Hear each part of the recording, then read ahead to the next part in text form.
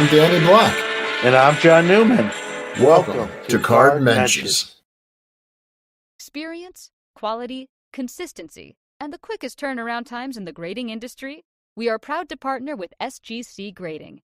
Check them out at www.gosgc.com.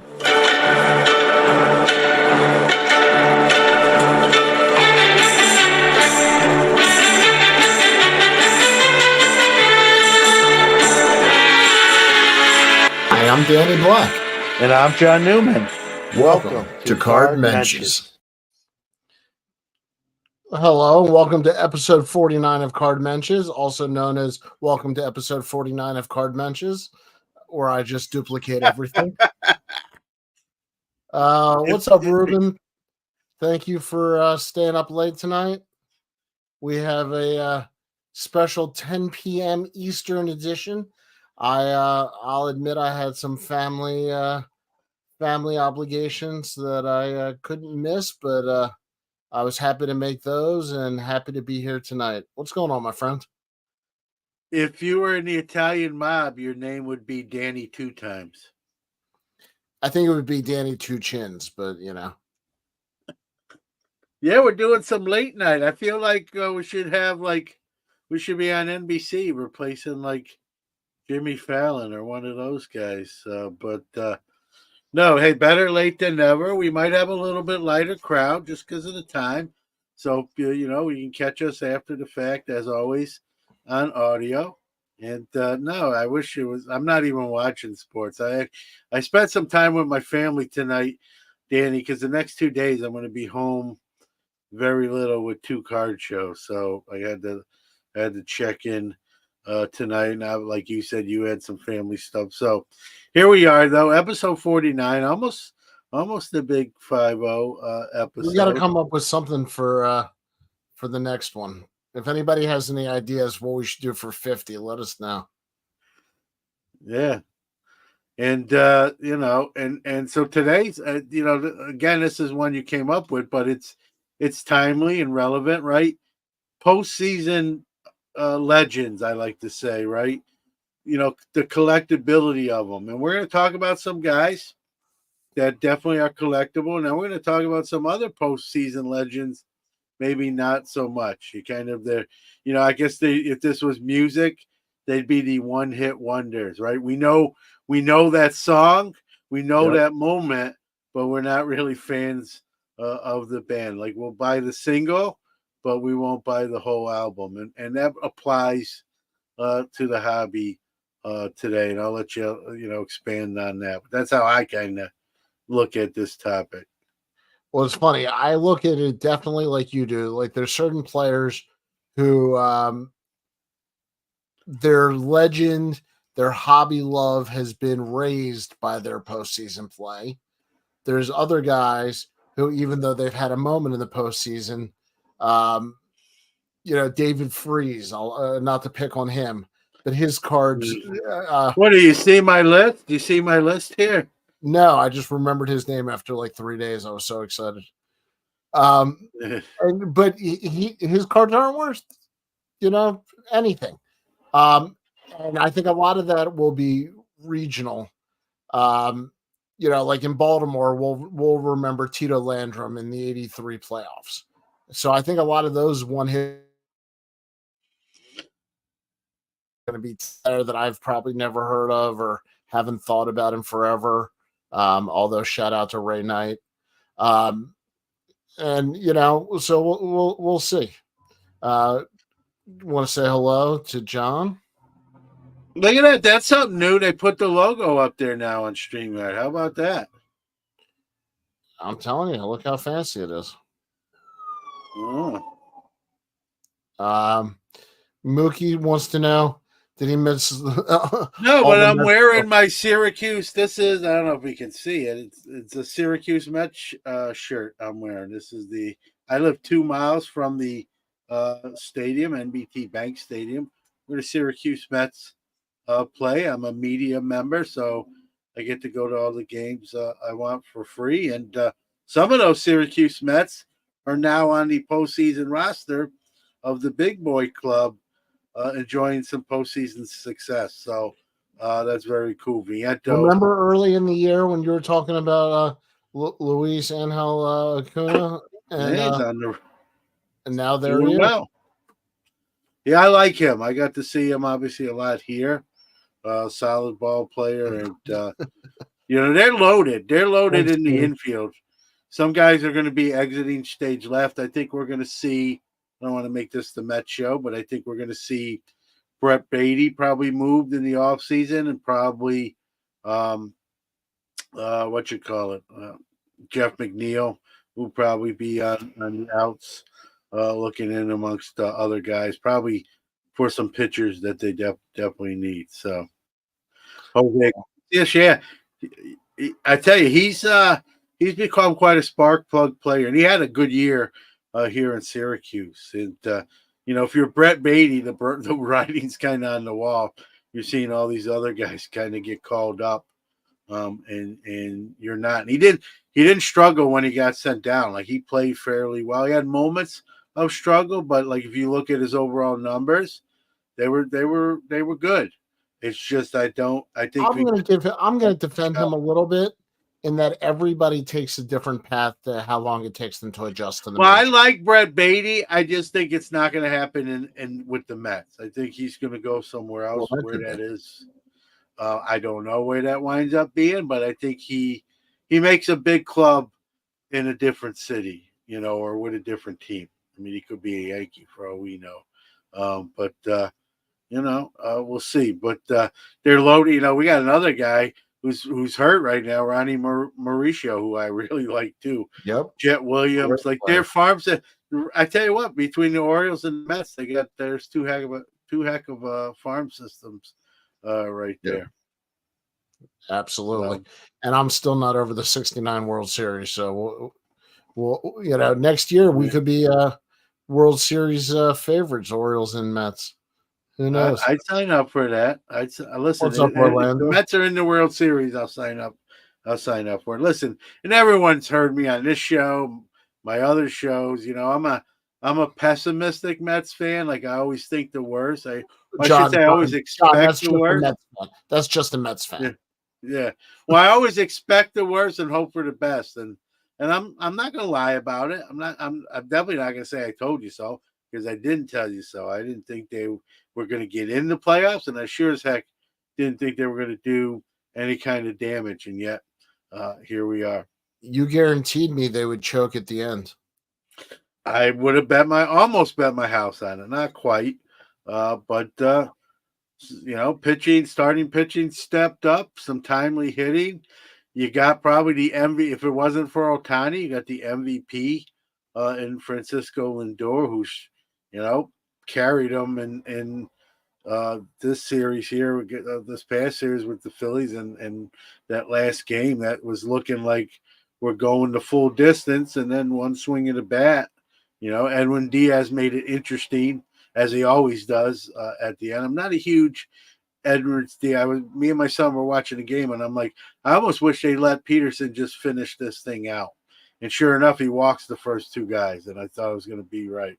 So, Ruben's comment made me remember to wish everybody a happy Yom Kippur, a happy New Year, good Yom Tov, all those things. Should you celebrate? If not, I wish you peace and happiness in the year upcoming from me. So just spread a little love and a little vibes, and time to remember we're all specks on this big planet here, and just to love one another and enjoy that we get to talk cards. That's my piece for the night. So let's talk about why the Mets are not going to win it. Well, I mean, they're pitching. I'm not. Listen, I'm not sold on their starting pitching. They've had guys step up, but how long can you do that, right? So we'll see. Listen, I didn't think they'd get this far, and here they are. So I'll watch each game that I can, and hope for the best, right? I hate to say it, but regardless of what happens now, they're sort of playing with house money, Danny.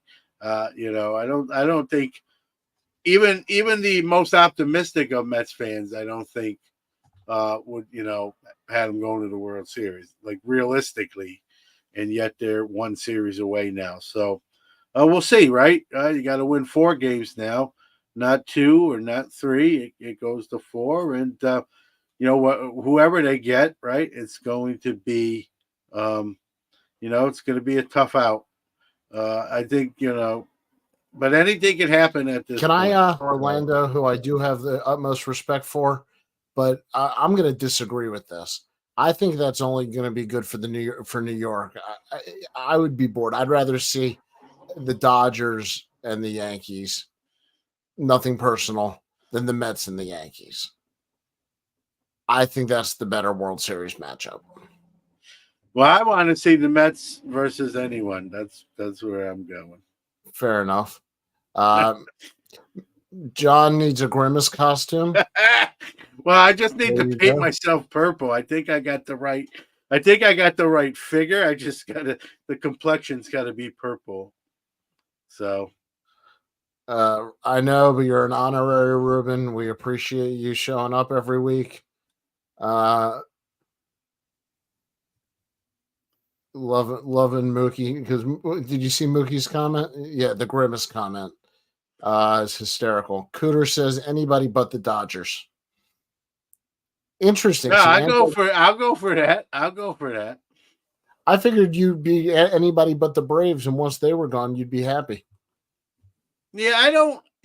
I root for the Mets. I don't so much root against other teams necessarily. There's obviously teams I like more than others, but with the Mets still alive, I just at this point, beggars can't be choosers, as the saying goes. So we can't pick opponents anymore. It's just how it falls. So, I hope they get by the next opponent and they're in the World Series.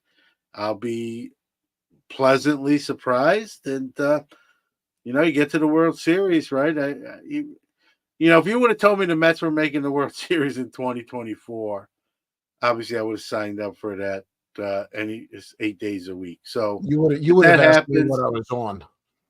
yeah, I would ask anyone who mentioned that what they were doing, and probably I have some Narcan I could have administered, so to bring him back down to reality. But here we are, right? Maybe I'll just keep using reverse psychology and say, hey, I don't see them winning, and they just keep proving me wrong. So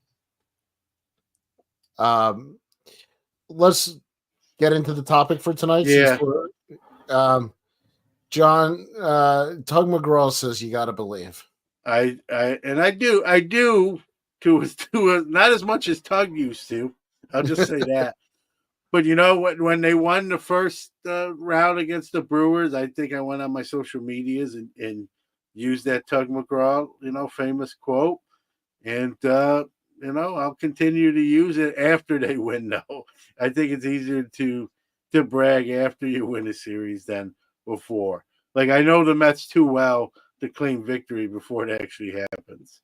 Like, they could get swept here. I don't predict that, but that could happen. So You've said that I think every series all year when we've talked. I'm gonna keep doing it because whatever it is, I'm taking credit for this. I'm wearing the same underwear from the Brewers series. That was the April Brewers series, by the way.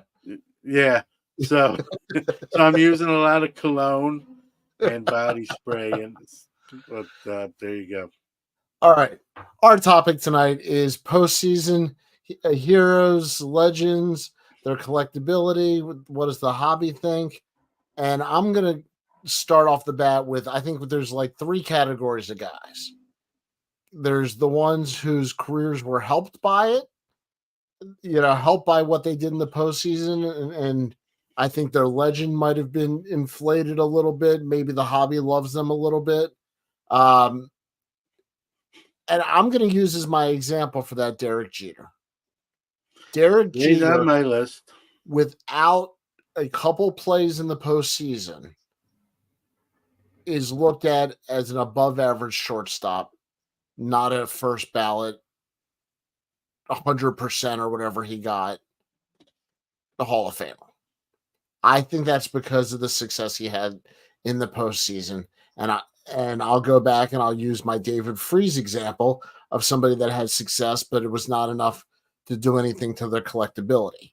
But Jeter's, I think, has been much more collectible because of what he's done in the postseason. I agree. He made my list. But here's the thing. I'm going to knock off a bunch of guys right here. You can say that about a lot of Yankees, right? I got a lot of Yankees that legends are bigger because of rings on their fingers. You could go from Lou Gehrig, Babe Ruth, Mickey Mantle, Yogi Berra, Whitey Ford, Jeter, Rivera, right? Just that postseason, probably forgetting somebody. But all those guys, because of all the rings, right? Their legends are bigger. Championship rings make legends bigger. Reggie Jackson, they I named the agree with month you. after him. Well, I agree with you, but I'm going to push back a little bit because Mickey Mantle, Joe DiMaggio, Yogi Berra, those guys, their talent stood. They could have played for the Expos or the Marlins, and it wouldn't have mattered. They would Some of still them, be who yeah, they you're are. right. Jeter was not that level of player.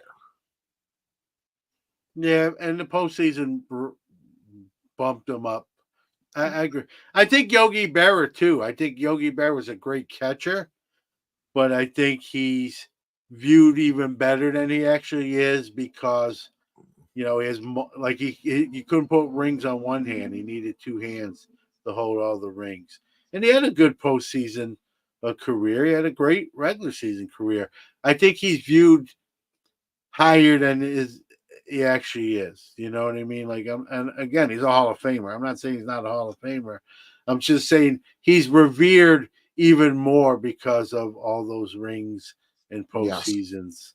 The strikeouts were such a big deal when he played about how much he struck out without having that kind of that postseason magic in his back pocket to remind people what he can do. I think the strikeouts would have been a bigger deal in his career. And now we don't talk about strikeouts at all. Don Larson, Mookie says, lived off his perfect game for 50 years. Yeah, no doubt about it. Don Larson, somebody whose perfect game in the World Series, I think has elevated them in the hobby. I think, maybe not a lot. They're not one of the great Yankees of all time, but Larson definitely, I think, has been helped by the perfect game. What do you think? Oh yeah, I mean he's not a Hall of Famer, but I think he's talked about on that 1 9 inning performance, right? And a comment from Ruben I want to get to because he's on my list, right? The '91 World Series. Jack Morris is a Hall of Famer, but that's a great point here by Ruben. Did that series get him in? And it's hard It's a not to fair say. question. It's hard to say no.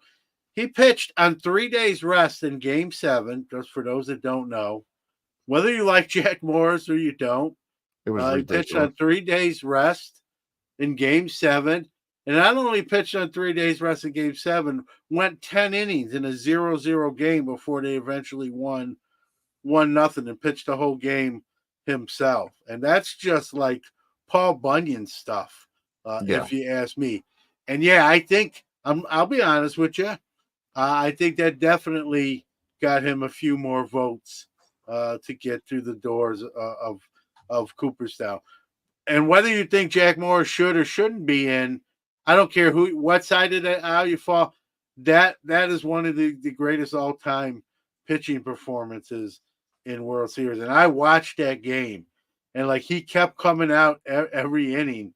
And as a former high school pitcher, actually in '91, I had just kind of pitched my last year in high school, and this guy keeps coming out, and I'm like, how many innings are they going on 3 days rest? How many his arm is going to fall off? And guys usually are not that effective on 3 days rest, and you get 5 or 6 innings if you're lucky. He went 10 of shutout ball, was striking out people, and literally said, "I'm not giving up any runs. We just need one run. Get it soon, please." They got it in the 10th. They got it in the 10th inning, and probably one of the greatest that I seen live. I wasn't in the stadium, but watching it, and just as a 19-year-old kid, high school pitcher, just was in awe of how And he wasn't a young guy anymore at that point either. No, he was a veteran. Yeah, I mean, he was on the back nine of his career, and same thing with Kirby Puckett in that series. That's an all-time series. Right there with the Twins, and so yeah, it's crazy stuff, and there's a lot of guys on this list. Real Again, quick, Orlando. yeah, go ahead. Here. Orlando agreed with you on the Yogi Berra that he's got 10 rings and he managed the pitchers. He himself, though, was not the best catcher or best player. No, and we can put a few catchers ahead of him, right? And again, not that Berra's a slouch, but he's not. When we talk about best catchers of all time, he's not usually mentioned, right? So, but when we talk about the rings, that's what gets him in the conversation, right? It's the Bill Russell conversation. Yeah, and I get it.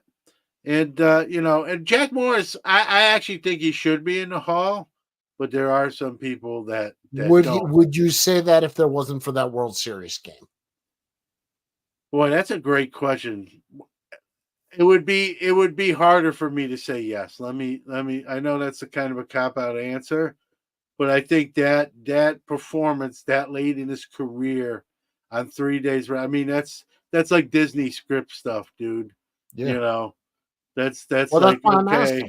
That's our topic tonight. Yeah, sure. That adds to the legend, right? That adds to the mystique. Yep. That gets you in. I'm sure that got him. Excuse me, more votes. So, and there's a few guys, Real quick, we want to clean up the Mets Hall of Fame here. Mookie says that Yogi Berra is a great Mets Hall of Famer. Ruben says so is Warren Spahn, Ricky Henderson, and Richie Ashburn. We're doing the all end of their career with the Mets. We might as well throw Willie Mays in there. Willie. Yeah, great Mets Hall of Famer. Ruben does talk about Jack Morrison, says 5 times he finished in the top 5 in Cy Young Award voting during his career. Yeah, he was an excellent pitcher. He was definitely very good. He's in the small room of the Hall of Very Good. And during his era, man, he was a big game pitcher. He, when that question that gets asked, you have to win one game of of whatever year you're in. Who do you want on the mound? His name was mentioned a lot when that question was asked, and that's probably one of the biggest compliments you can get when you're a pitcher, when your name's mentioned. Like, we need one game to win. Who do you want on the mound? And a lot of times that answer was Jack Morris. Well, I'll throw back a couple guys on my list who I think their postseason reputation adds to their legend, and I know you're a fan of both these guys. Bob Gibson and Sandy Koufax. If they didn't, can I give out some stats? Please go for it. So Koufax, he won 2 World Series MVPs, had a career ERA in the World Series of 0.95 with a 42% strikeout rate, meaning that's ridiculous. 42% of the batters that got in the box during the World Series play went back to have a seat on the bench without putting the ball in play. Not quite 50%, but pretty darn close. 4.2 out of every 10 batters couldn't put a ball in That's play. more than one an inning. And Gibson, let me find it, because he was 7-2 lifetime in the World Series, 1.89 ERA, 0.89 WHIP, and in 81 innings pitched, he had 92 Ks. He won 2 World Series MVPs himself, 1964 and 1967. And again, they were the answers to many of play, like who do you want on the mound during that era when you need one game to win a title. And Gibson and Koufax were the answer for that. And so that added to their legend, especially when you look at Koufax, whose career was shorter. He needed those kind of stats and just legendary performances to add to his resume. Let's talk about some pitching performances. And then I'll mention a couple guys and be quiet. Madison Baumgartner in 2014, pitched 52.2 innings in the postseason. Did that Went hurt the 4 rest of his career? Yeah, and I think he got a paycheck, a nice paycheck for that. But yeah, I think that hurt his arm. Yeah. And he's not a Hall of Famer, but he went 4-1 with a 1.03 ERA. He made his name in 2014 with that postseason Yep. run, including the title. Another guy, or Hershiser, right? Not a Hall of Famer, Great but name. Yeah. yep, three in the same year that he had the 59 consecutive scoreless inning streak. Now this is the same year, 1988. If that wasn't good enough, he won the World Series, went 3-0 with a 1.06 ERA in the World Series. So it wasn't like he started letting runs up in the World Series. His ERA was 1.06 in 1988 postseason. So just probably 88 or Hershiser's 1988 season is probably one of the best pitching seasons ever. Now he's not a Hall of Famer, but it's one of the legendary pitching seasons ever thrown out from the mound by a I think player. I A think pitcher. people confuse the fact that just because you're not in the Hall of Fame doesn't mean you weren't great in part of your career.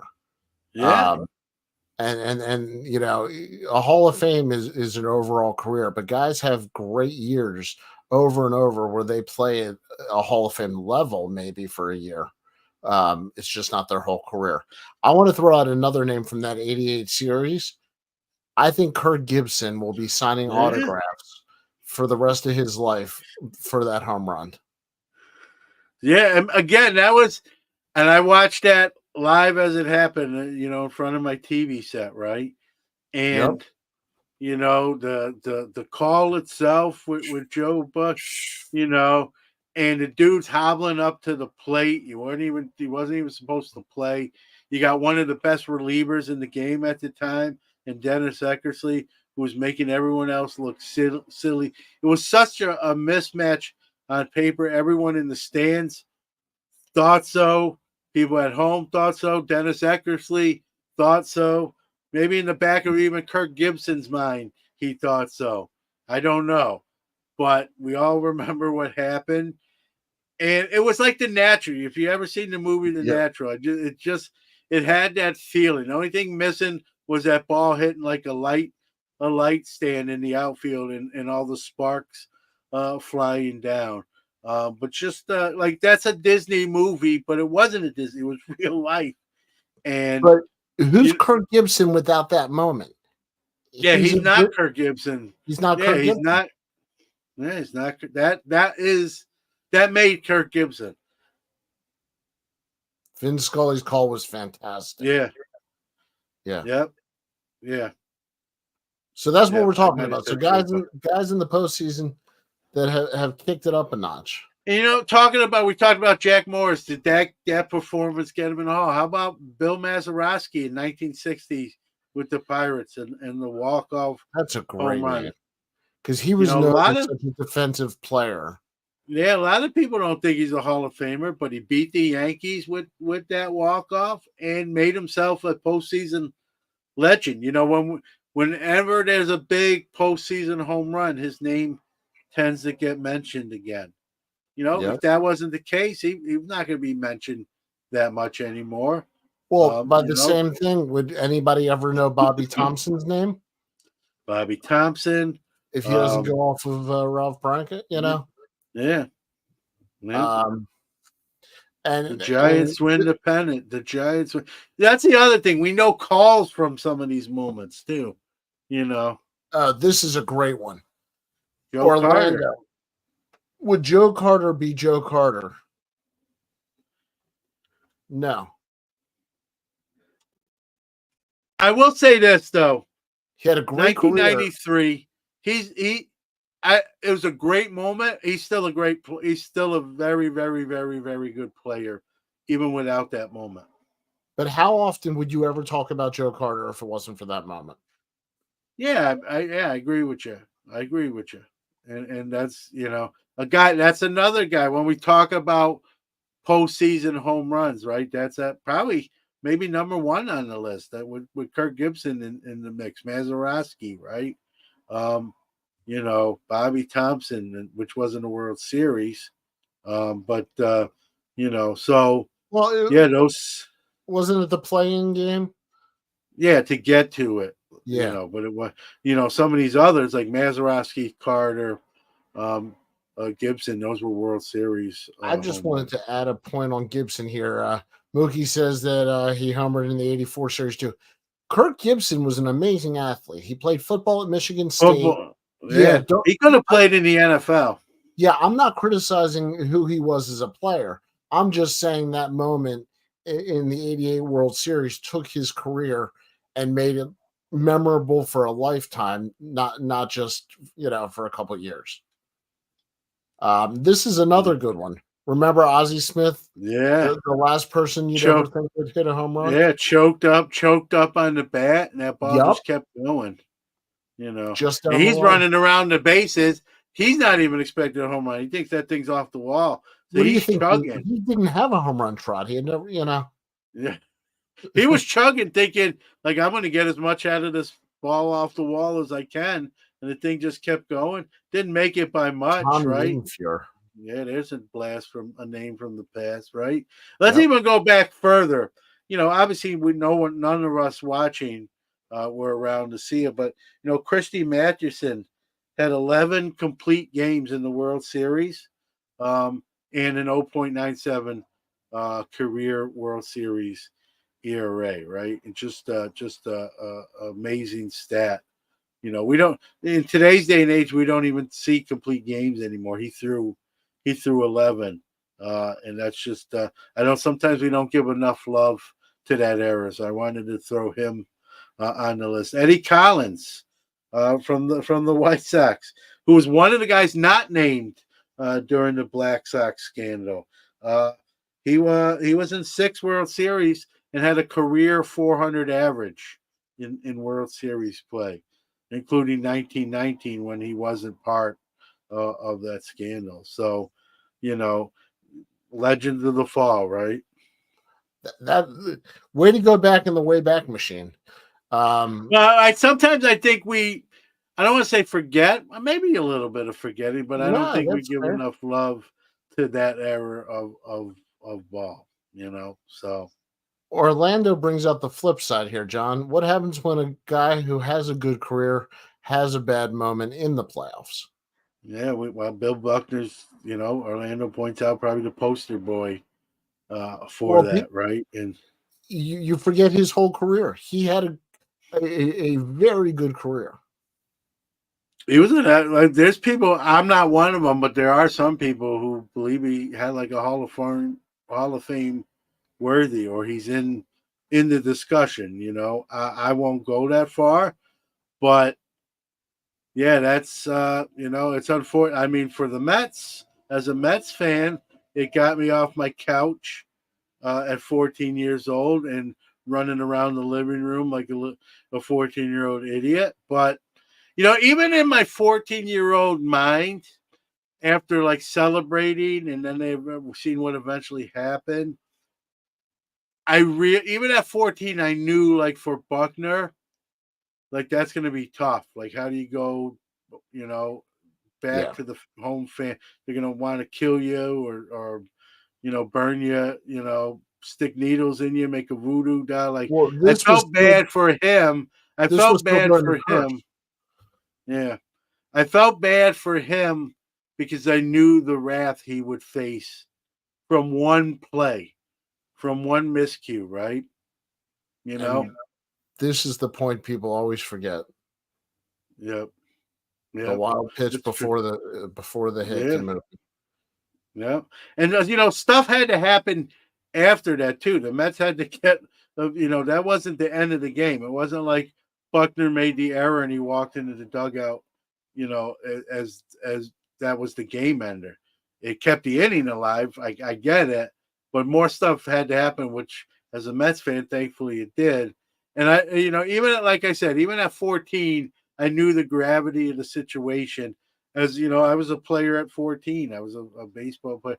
I knew who made errors and felt terrible. I'm like, he made it in the biggest stage with all the lights and everyone watching, and that's got to be tough, man. Like, how do you recover from that? And he did. I mean, he made amends with Boston at the end. That was nice, but there was many years he was a pariah. He was the Steve Bartman for the Red Sox. John, when he was to the Cubs. I'm gonna update here. 1 out away from the Dodgers clinching. Yeah, The Dodgers just clinched. So yeah, the Padres got shut out the last 2 games. That's a tough way to. They had a lot of momentum. Real time. I'm going to hit you real time with this. Does Shohei Ohtani actually have more growth in his hobby love if he does something in October? I think the 50-50 season is making this already epic. Like, even if the Mets beat the Dodgers here in the NL CS, I think Ohtani's still looked at. Now, if Ohtani and the Dodgers win a World Series, that just adds to the lore. Maybe he's a Hall of Famer to this season if that happens. That's what I'm saying. I mean, that's another layer he doesn't have yet. And he's going to be 3 out of 4 MVPs. And on any given day, he could be the best pitcher in the majors.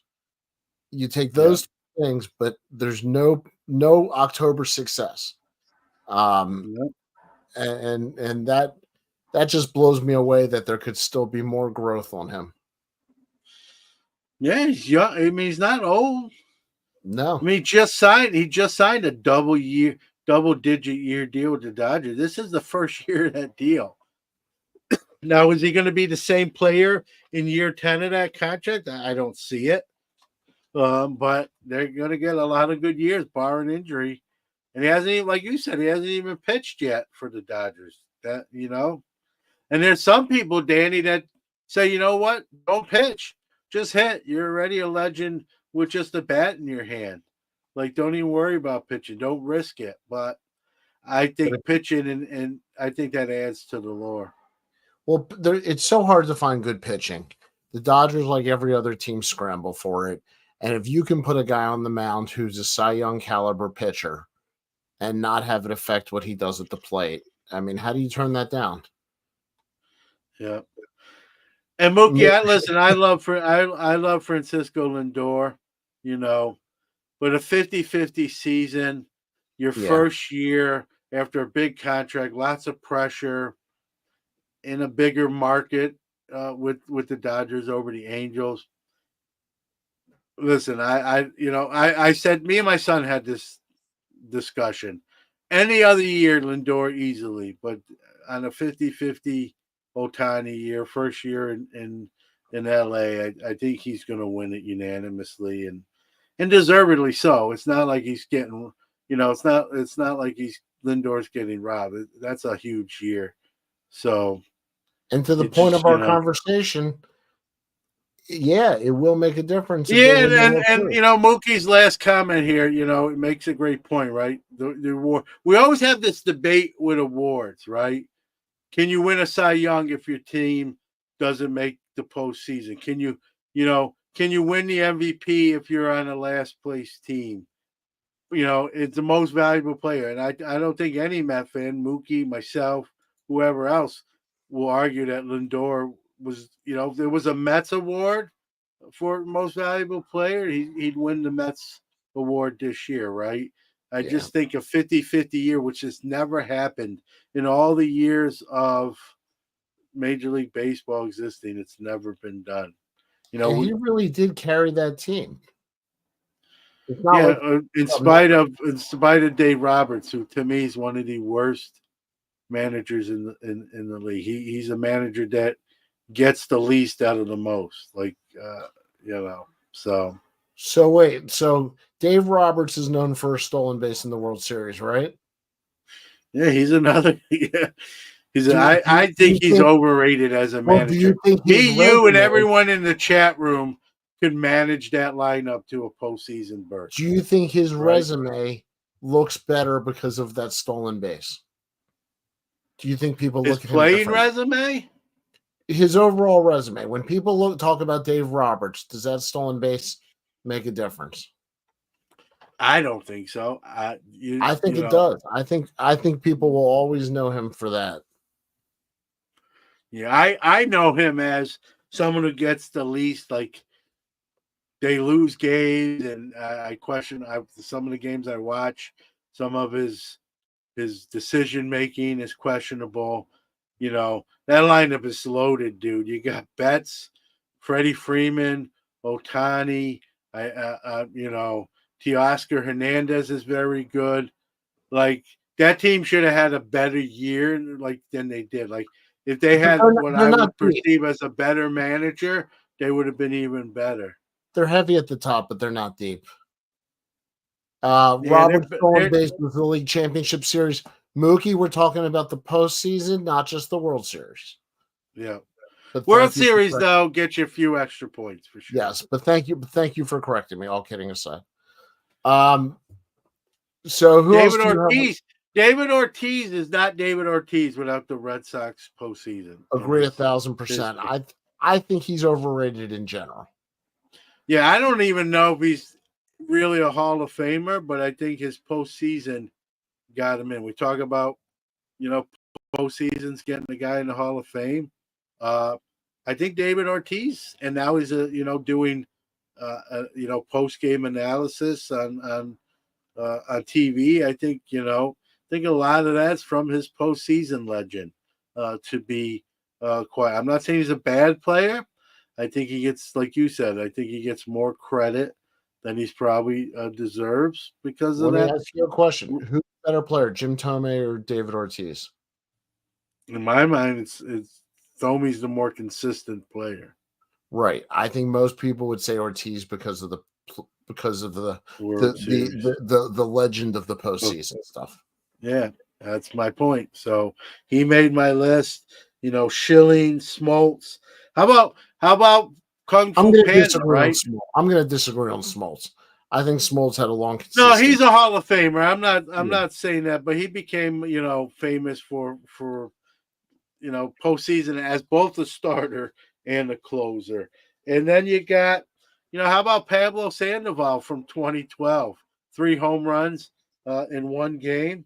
Right? He had a hobby blip for a year because of that series. Yeah, it came back down to earth when he did. But and I was a dealer since 1987. I remember selling Pablo Sandoval cards and almost feeling guilty, like, this guy is not going to be long term. Like, these, I almost wanted to tell people, you sure you want to buy these Pablo Sandovals? You know what I mean? Like, probably not a good idea long term. You're just kind of catching the wave. But, when you think of Pablo Sandoval, you think of, his body shape in that 2012 World Series, right? And 3 home runs in one game, right? You mentioned them already. David Freese, big game player with 1 strike away from losing, right? Him and Albert Pujols in that series single-handedly won that for St. Louis. And, kudos to David Freese. They wanted to put him in there, the Cardinals Hall of Fame, and he politely and respectfully declined. He just said he didn't have enough of a great career. He had a great series, but he didn't think he was worthy of the Cardinals Hall of Fame, and he declined it. So that's pretty silly. Well, I'll go in, and I didn't play. Ruben says Madison Bumgarner definitely got his shine in the hobby due to the postseason. Yep. And just was pitching again 52 innings that postseason, right? After pitching 217, he pitched 217 in the regular season, so that's almost 300 innings for Baumgartner in that year. So, that's just crazy. Got a big contract, and lived happily ever after. Never really lived up to the contract, in my opinion. But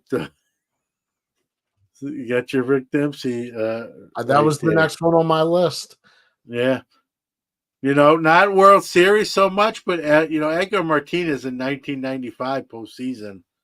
Oh, absolutely. Overshadowed even his own teammate in Ken Griffey Jr. And and he made the Hall. Was it that 95 postseason performance that maybe got him some?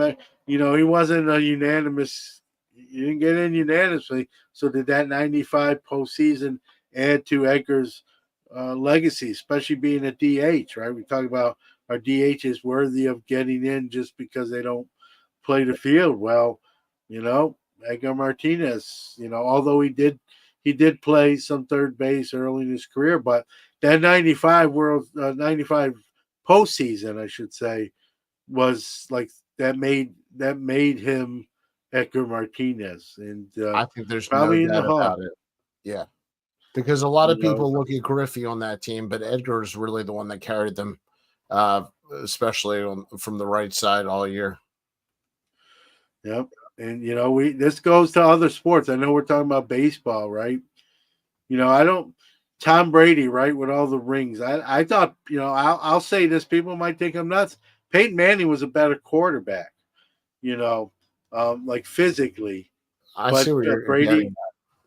yeah, Brady had better coaching staff and was smart, maybe a little bit smarter in certain situations. But I don't believe Tom Brady was a better quarterback than Peyton Manning. Peyton Manning has 2 rings too. Brady has 7, and that's the difference. I'll use my own guy as a Steeler fan. I'm not even that much of a Terry Bradshaw fan, Oh, but he's got all the yeah. rings that got him a lot of notoriety to this day. It's the only You thing know, he has is the Super Bowls. His yeah, numbers suck. yeah. I was shocked, and I was a young kid watching them play, and not as much into the numbers and stats as hey they were winning. But when I really looked at his body of work, it was shocking. Joe Namath threw more interceptions than touchdowns, and they call him Broadway Joe. He's a legend, right? Because he played in New York, guaranteeing a Super Bowl victory as an underdog, and then delivering it, right? Against the That Colts, one by the way. yeah, yeah.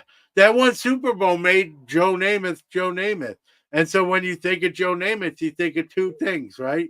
You think of that Super Bowl, and then you think later on in his post Susie career, Colbert. yeah.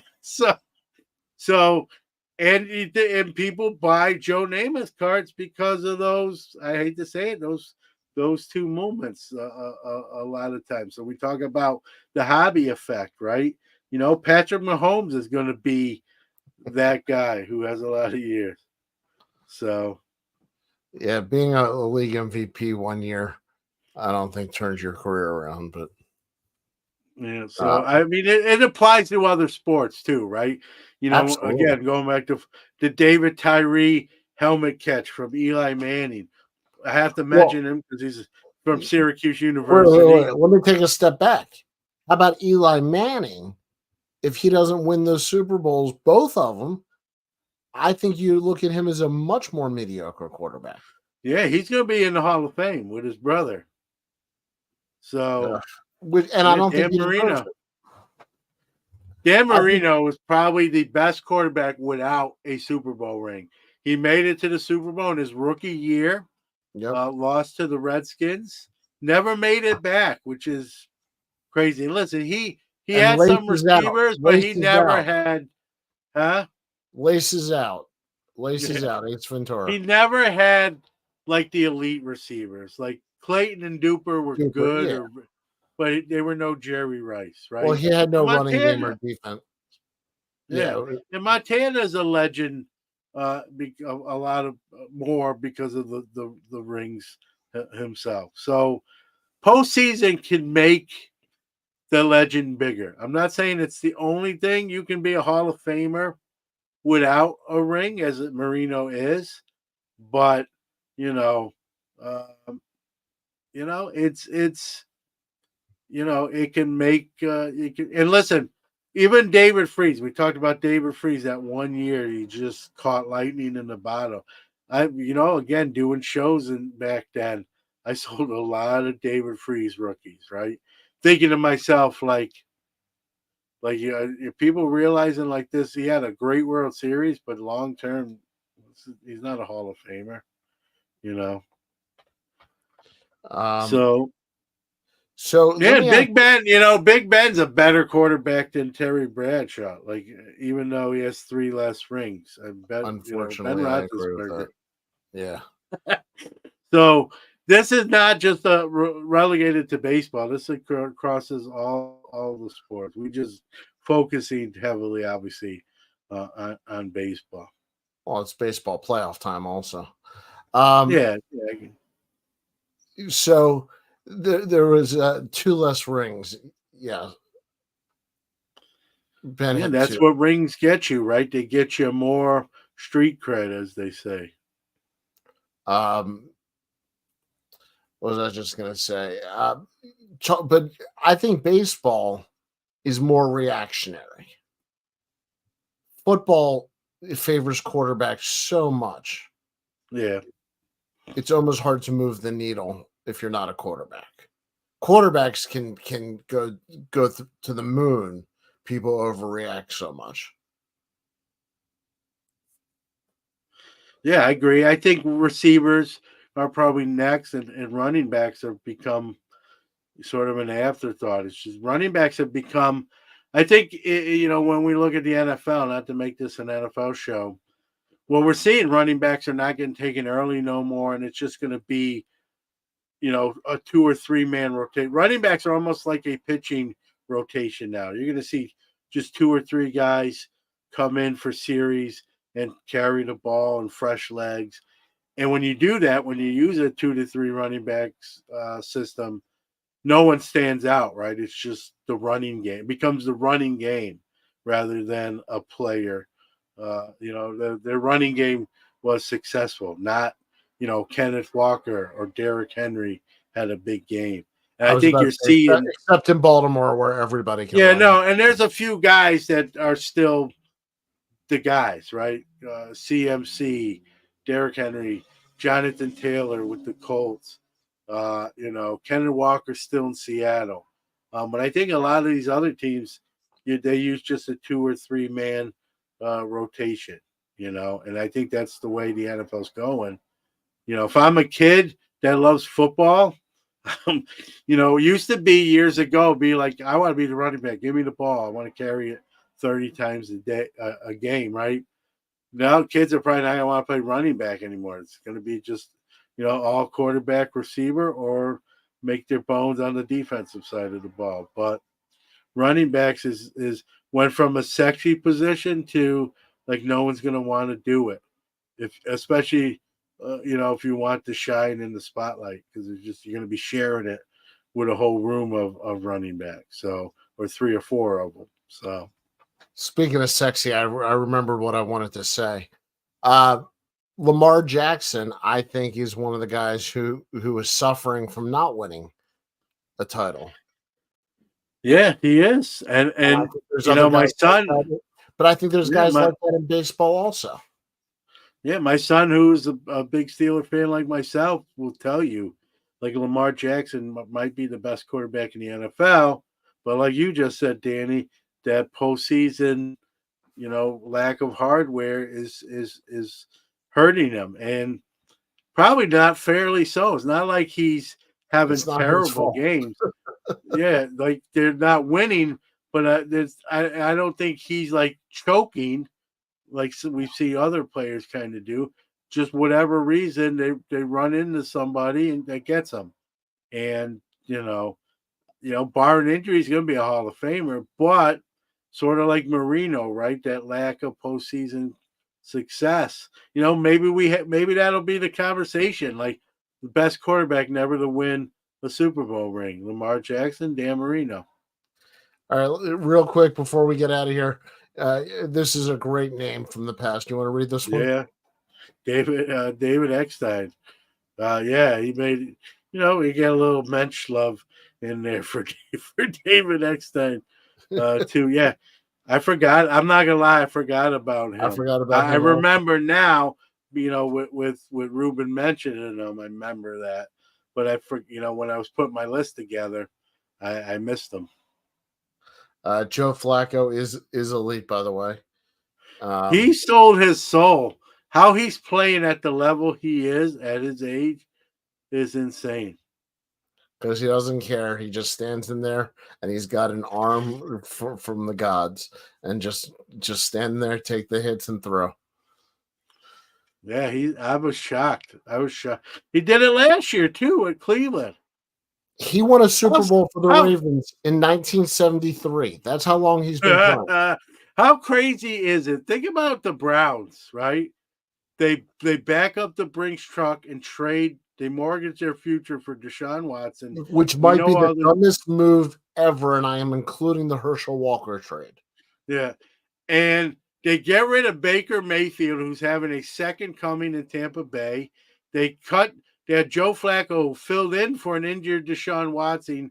Deshaun Watson admirably won them games, got him into the postseason. Then they part ways with Flacco. He goes to Indianapolis and wins games there, and you got Watson, who looks like a shell of him former self. Like Baker Mayfield and Joe Flacco are better quarterbacks than Deshaun Watson, and they're locked into a long-term, big money deal that they really can't get out of, and no one's going to touch Deshaun Watson with a 10-foot pole right now. And that's literal and figuratively. Yeah. And like, what do you do? Like you almost got to cut him and eat the contract, and that's gonna suck. But what do you do? They can't. It's too much on the books. They screwed the pooch for all the other teams that had to overpay quarterbacks after that. They reset the market. Yeah, it's. I agree. I think when all is said and done, it's going to be the worst looked at as maybe not even in football history, just in sports history. It might be a sports history worst trade ever. Yeah, you usually don't go out and make somebody the highest paid player ever right in the middle of a. That's the thing. They had reports like it. What there was stuff was ongoing. It's not that the Browns didn't know anything about it. Right. They just rolled the dice and hoped it would blow over, or it was all being blown out of proportion. And I think it's all allegedly, so to speak. But no, he settled 44 of the cases. Yeah. So So, and what do you do? Their owner Jimmy Haslam is an idiot. I mean, I will say this: I'm glad they're in our division. As a Ravens fan. Yes, you and I each get another bye on the schedule. Yeah. Although the Steelers have a knack for playing down to their level and gacking one of those games. Well, at least one of those games, it seems like every year away. So, all right, I want to give one more name on our original topic before we get out of here. Okay, because I think this is. I already put that up there. That was funny. Well, I didn't, so I'm doing it. Well, Mookie, who among us hasn't settled 44 cases? A beer, maybe a beer.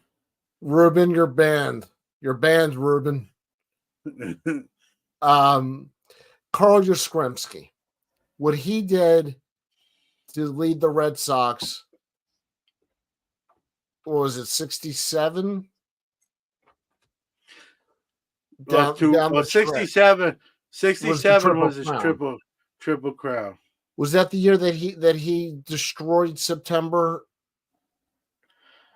I can't remember. I know I should. But yes, now I may be the wrong guy to ask because I was a New York City kid who loved Carl Yastrzemski. Some people may not realize that he's a Long Island legend who, wound up being drafted by the Red Sox. And so Yankee fans had a hard time rooting against him because he was kind of one of us, so to speak, from New York. I just want to throw it out there that if somebody carries a team down the stretch and gets them into the playoffs, a lot of times that can have the same effect. When a guy puts a team on the back, a pitcher or hitter, and turns the season around. I mean, similar to what Terry Skubal, did with Detroit. I mean, he's the only name on that team. Dude, we saw that Detroit Cleveland game when we went to the National, right? And what did I say to you, man? This Detroit team is like I'm watching a minor league team. It's just at the major. Like if you would have told me then that this team is going to be where they are, at this, like, I'd have thought you're nuts. Like, no way. Like, what did all the, did 10 team planes crash?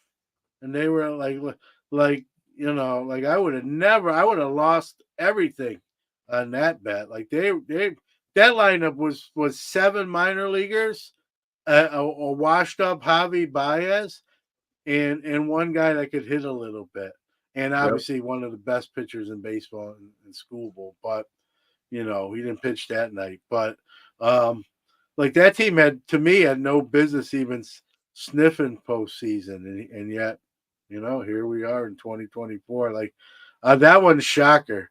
That one, whether you like him or not, I guess you got to take our hats off to AJ Hinch. I talk about Dave Roberts getting the least out of the most.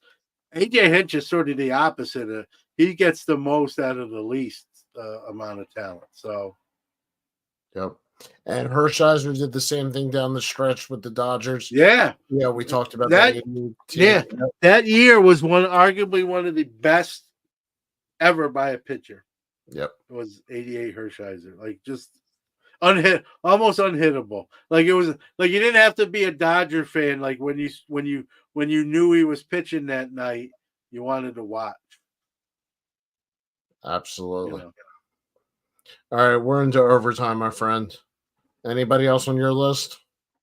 No, I covered them all. And again, I think you have teams that have like an eras of like high postseason success, like the Yankees, like the Red Sox later in the 2000s, and I think that builds legends up. The Ortizes, the Jeters, obviously the Yankee teams of the past.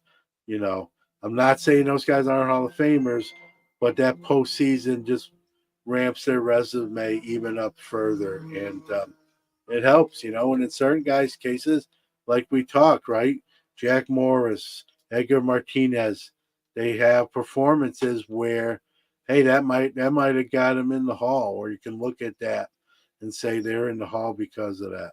Puckett even in '91 was tremendous, and so yeah, I mean it's real. It's real, and I don't think the players don't have to apologize for it. They're just doing what they're supposed to try to be doing. So. And yes, you can see Orlando tomorrow morning on Hobby Hotline on Bench Clear Media at 11 a.m. Eastern. I will be in the metropolis of Fulton, New York, a very small city, at a card show. It's their first, to my knowledge, it's the first card show in this town. I'm not expecting anything too crazy, but I might have time to sit there and watch the Hobby Hotline from my table. I hope that's not the case. I was about to say, I hope it does a little bit better than that. Yeah, I'm going in with low expectations, and maybe David Freese will show up and I'll have a big show. That's what my wife said at our wedding. All right. On that note, say goodnight, John. Good night, John.